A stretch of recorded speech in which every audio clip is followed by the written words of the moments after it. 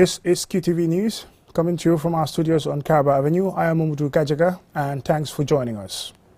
First, here are our main news headlines.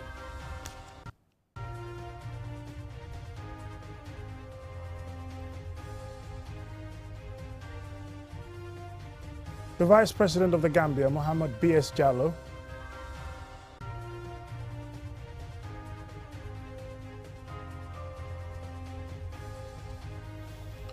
This is QTV News, coming to you from our studios on Caraba Avenue. I'm Umudu Gajaga, and thank you for joining us. First, our main news headlines. The Vice President of the Gambia, Mohamed B.S. Jallow, presided over the official national launching of the $45 million West Africa Coastal Areas Resilience Project on Tuesday.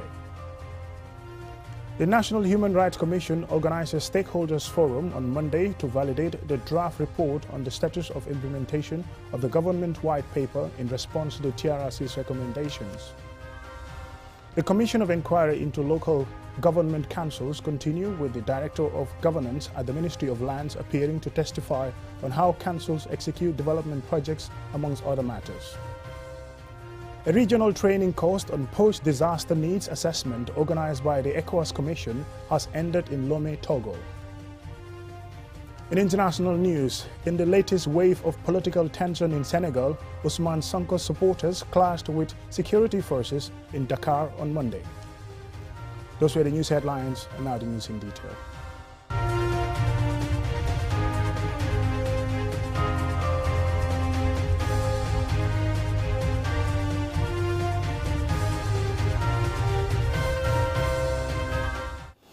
The Vice President of the Gambia, Mohamed B.S. Jallow, presided over the official national launching of the West Africa Coastal Areas Resilience Project on Tuesday.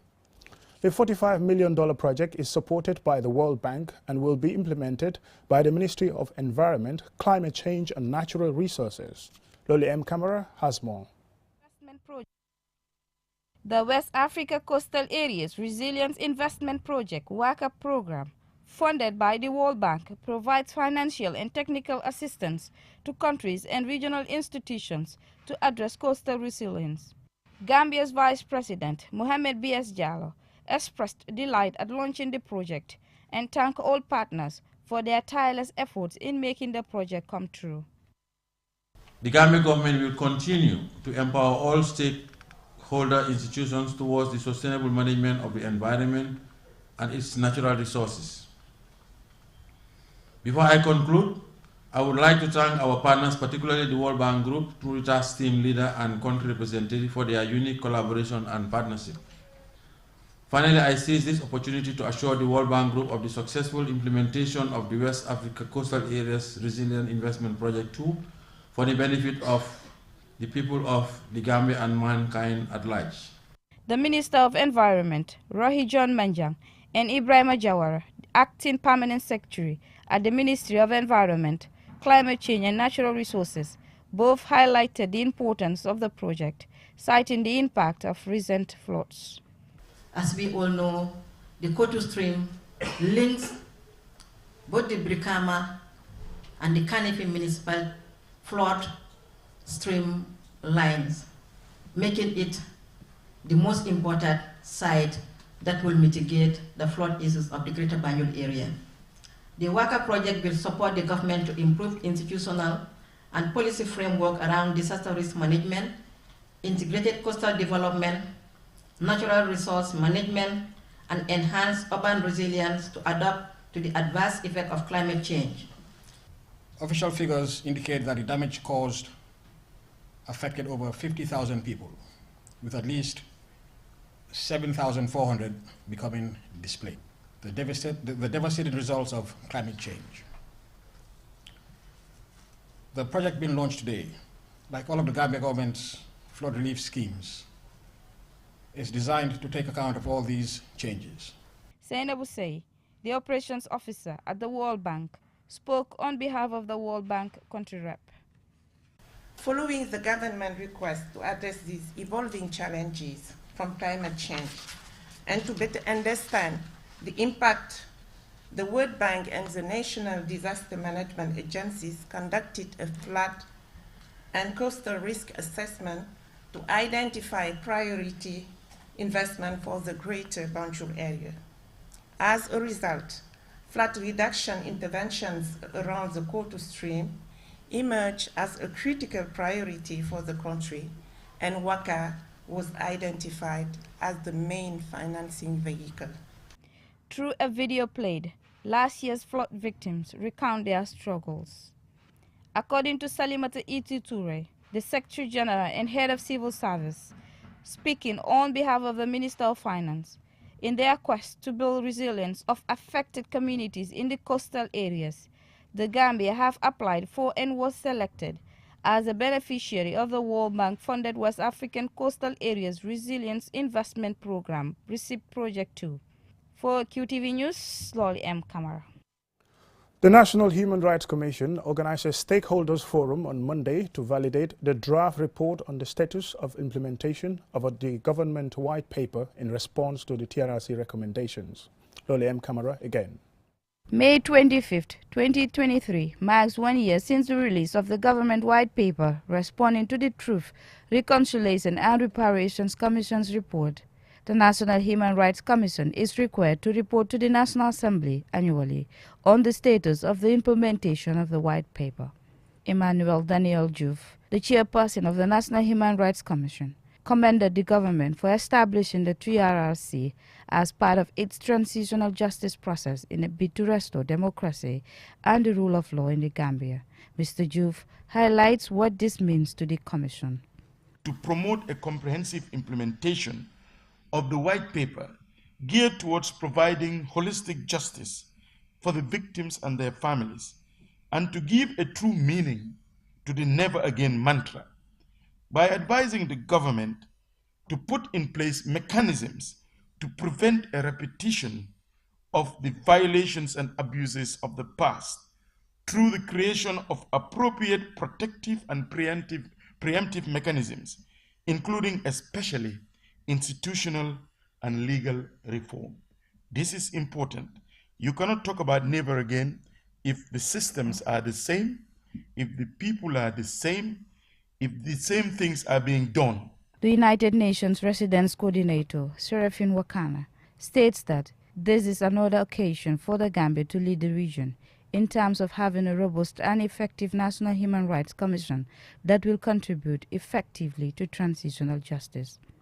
The importance of ensuring implementation of the TRRC recommendations with a view to promoting justice and accountability championed by the Universal Declaration of Human Rights and other international, regional and national human rights instruments. Honorable Madi Sise, chairperson of the Standing Committee on Human Rights and Constitutional Matters, pointed out that the NHRC has an important role to ensure the recommendations in the government white paper are implemented. He also has this to say about the National Assembly. As the NHRC prepares to submit this report, I wish to assure the NHRC that the committee, that is Human Rights and Constitutional Matters, remains open to enhancing its cooperation with it and providing the necessary support to its work. The National Human Rights Commission was established to promote and protect human rights in the Gambia, and the Commission's powers include monitoring, receiving, investigating, and considering complaints of human rights violations, recommending appropriate remedial action to the government, and seeking appropriate redress on behalf of victims. During discussions, participants will review the draft report prepared by NHRC with the assistance of the Support Monitoring Committee, obtain additional information from stakeholders, and identify challenges impeding the effective implementation of the white paper, amongst other things. For QTV News, Lolly M. Kamara. The Commission of Inquiry into Local Government Councils continued with the Director of Governance at the Ministry of Lands appearing for the second time to testify on how councils execute development projects, policies, devolution of powers, and revenue generation sources. This is my report. The witness, David Gomez, was quizzed about the alleged misappropriation of funds over $1 million at the Mansakonko Area Council and why there was lack of action from his ministry. And this is how David responded. Yes, this was not right on our part, but like you see, it was copied to your boss. Yeah, it was copied to my boss. And it is not even minuted. Yes, not minuted to me. So. Okay. Yes.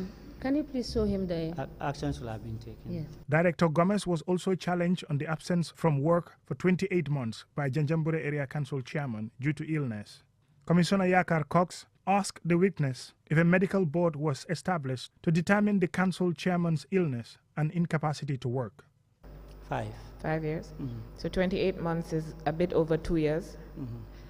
So the chairperson has been away from office for 2 years plus, and because of sickness. Mm-hmm. And the ministry did not think it necessary to convene a medical board. Yes, I agree with you. A medical board should have been constituted. That will be the body to determine the level of incapacity of the chairman or otherwise, and inform or advise government accordingly. Governance at the Ministry of Lands highlighted some of the issues faced by councils, including the lack of disbursement of equalization grants, the lack of government subvention to councils, and how this could hamper their development projects. As I said sometime last week, it started with $500,000. $500,000 per council. Okay. But prior to that, there was nothing subvented by central government to the local councils. Revenue sources for councils varies, but basically have rates and taxes. And before, you also have mining, and for some councils to be sand mining. In particular, the TDA, that is the tourism development areas, were also a source of revenue for them. The billboards was also a source of revenue for them.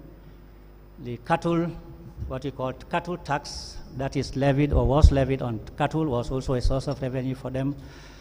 But sadly, some of these revenue sources have been eroded. In others, have been legally taken away from councils. The witness was also reminded of a letter sent to his office informing them of an active participation of some staff of the Mansakonko Area Council in politics, rendering work of the council impossible. Director of Governance, Ministry of Lands, David Gomez, admitted that action was not taken on this issue. Mamadou Gajaga, QTV News. From that story, now we go for a commercial break. And when we return, we still have some more local, international, and other stories.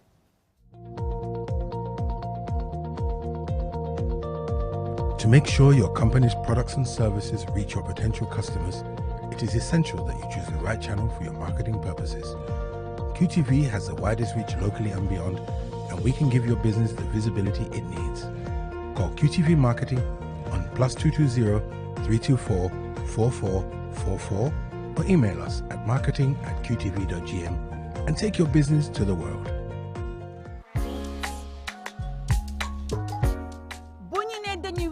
xanam dafa war a wute ak li nga daan gis daxin piir puuj paaj lay doon QTV du ay fodde Tabaski style 2023 bi dafay toj de xoolal ma modèle si ak ni ñu koy tempee ñawkat yi gën a xarañ ci réew mi la ñu àndal ñu fas yéene indi ay style yu ngeen mësul a gis ren ji lépp day wute li tax mooy Cheikh Fall day ñëw daal di tàngal bërëb bi waa groupe Daara Lamp Fall yéen a gën a xam Cheikh Fall ci ambiance waaye ku ci topp borom bëm kan la xanaa attaque waa lii kañ la xanaa ondi neen cuul fële ca Q City juróom-ñaari waxtu lay tàmbali jëm ca kaw waaye di leen fàttalil ticket yi mu ngeen koo amee ci bépp Qcell customer care Kairaba Avenue turntable Bruce bi ticket $400 VIP $700 mun ngeen a call ci number bi 344 4444 2023 bi dafa nar a ca kes de ñëwkat yi dañoo ñëw pire modèle si dañoo modèle pire QTV day jommale QTV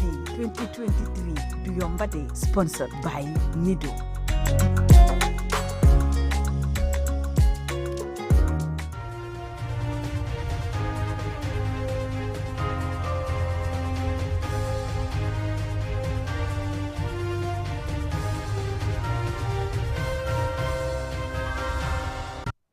Welcome back, and thank you very much if you're just joining us. This is QTV News. A regional training course on post-disaster needs assessment, PDNA, organized by the ECOWAS Commission has ended in Lomé, Togo. QTV's Jennifer Sanko was a participant, and she now reports. After 5 days of lectures on disaster needs assessment, participants now understand ways to use post-disaster needs assessment, PDNA, to represent a harmonized and coordinated approach, providing for an objective, comprehensive and government-led assessment of post-disaster damage. Momodu BK Sise, NDMA's regional coordinator for West Coast region, delved into the impact of the training. I think I will honestly take this knowledge to join my colleagues to share with them and also engage the relevant concerned authorities to see how best we can improve on the system that we have. I know Gambia have a very good system when it comes to disaster management, looking at the institutional arrangement, looking at the coordination mechanism. This knowledge is also going to add value to the existing structures in place and the efforts that the country has to ensure that we have a resilient community. Gender has been identified as an important cross-cutting issue in post-disaster needs assessment.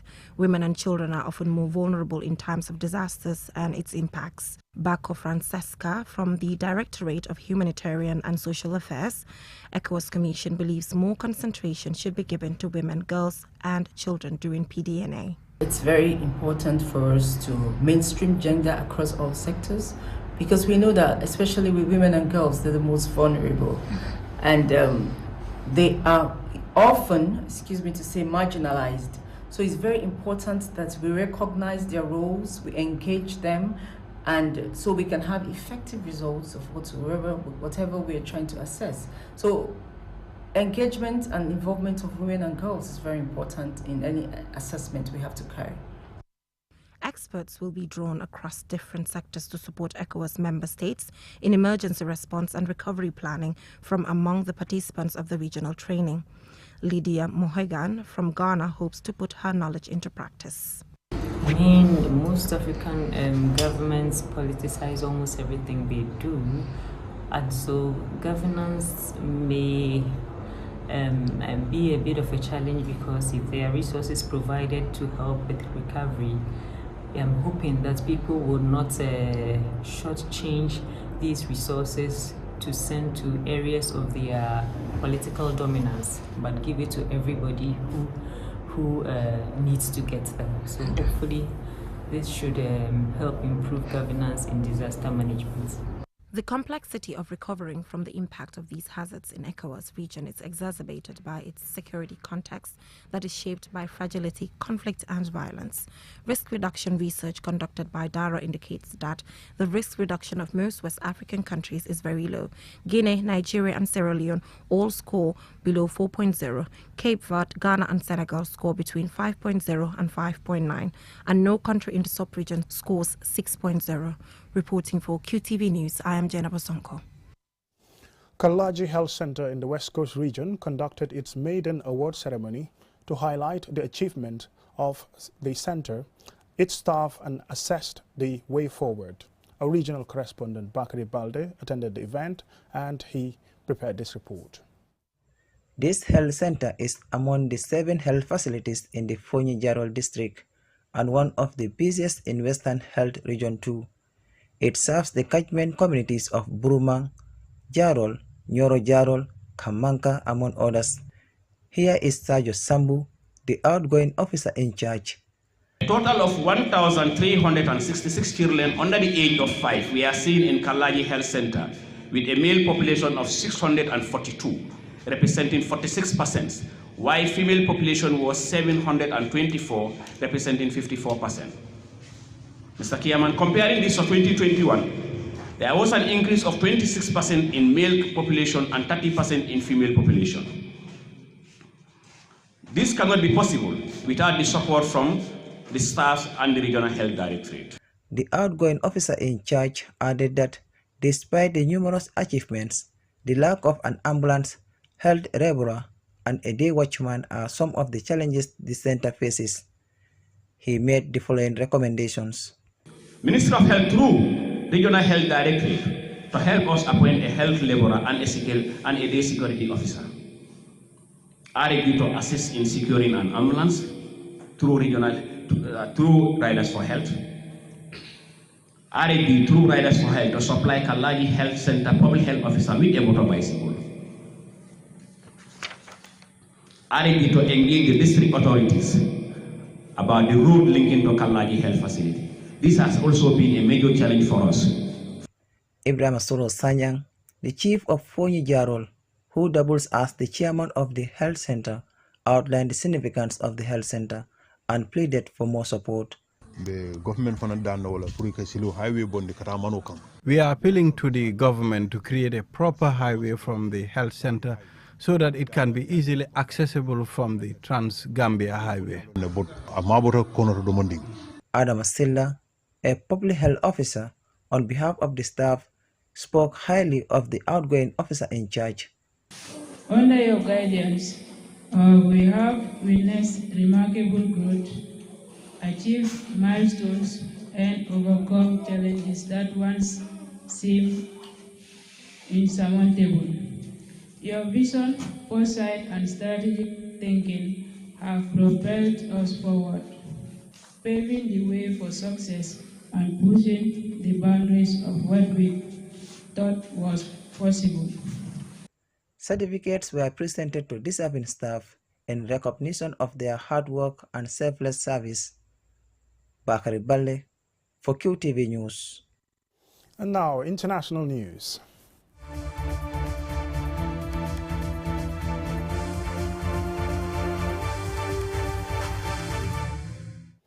In the latest wave of political tension in neighboring Senegal, pro-Ousmane Sonko supporters clashed with security forces in Dakar on Monday as protest continues across the country over the alleged arrest and detention of their leader on Sunday by security forces. Aliou Cissé reports. Police fired tear gas at demonstrators who blocked one of Dakar's main highways, set cars and a ministerial building on fire, including the home of former Sport Minister Matarba. Ousmane Sonko urged all Senegalese people to come out onto the streets as what he sees as his battle with President Macky Sall's government escalates. Sonko, a strong critic of the government who came a distant third in the 2019 presidential election, was declared unreachable by his party on Sunday after police in southern Senegal had forcibly taken him to the capital Dakar. Although Sonko is often mentioned as Macky Sall's greatest threat, should the president decide to run again, Sonko polled just under 16% in the 2019 presidential poll. On Sunday, Sonko had set out for Dakar from his hometown of Ziguinchor in southern Senegal in a convoy dubbed Caravane de la Liberté or Freedom Caravan ahead of the outcome of a rape trial that, according to some analysts, could render him ineligible to contest next year's presidential election. Senegal's Interior Minister Antoine Félix Diome denied Sonko was arrested, adding the caravan had no sought permission and was stopped for security reasons. Police allegedly blocked roads around Sonko's residence in Dakar's Kergorgi area. Sonko, the leader of the Pastef party, has denied the charges but failed to attend the first two hearings in the case, citing what he calls fear for his safety. His bid for the presidency has also been clouded by a 6-month suspended sentence handed down in March for defaming Tourism Minister Mbaye Niang. His angry supporters say the trial is a witch hunt and politically motivated by President Macky Sall. They have been protesting across the country, which led to clashes with security forces. Sonko's whereabouts was unknown after his arrest on Sunday, but he resurfaced on Tuesday to say he was being illegally held. It is reported that police have blocked access to his house in the capital. The political tensions in Senegal are escalated by Sall's silence over whether he will run for a third term as president, a move his opponents say would be unconstitutional. He was elected in 2012 when the presidential term was 7 years and re-elected in 2019 when the term was reduced to 5 years. His critics are worried that he will use a change in the constitution in 2016 as an excuse to run again. And although he has not confirmed whether he will run, Sall has teased political observers by saying if he did want to, the new constitution allows him. Political commentators have called on ECOWAS and the international community to intervene quickly as there is a clear warning of a potential bigger crisis in Senegal, which until now had been one of the most peaceful countries in West Africa. Reporting for QTV News, I am Aliou Cisse. Now, before we end this news bulletin, here is a recap of our main news headlines. Gambia Mohamed B.S. Jallow presided over the official national launching of the $45 million West Africa Coastal Area Resilience Project on Tuesday. The National Human Rights Commission organized a stakeholders forum on Monday to validate the draft report on the status of implementation of the government white paper in response to the TRRC recommendations.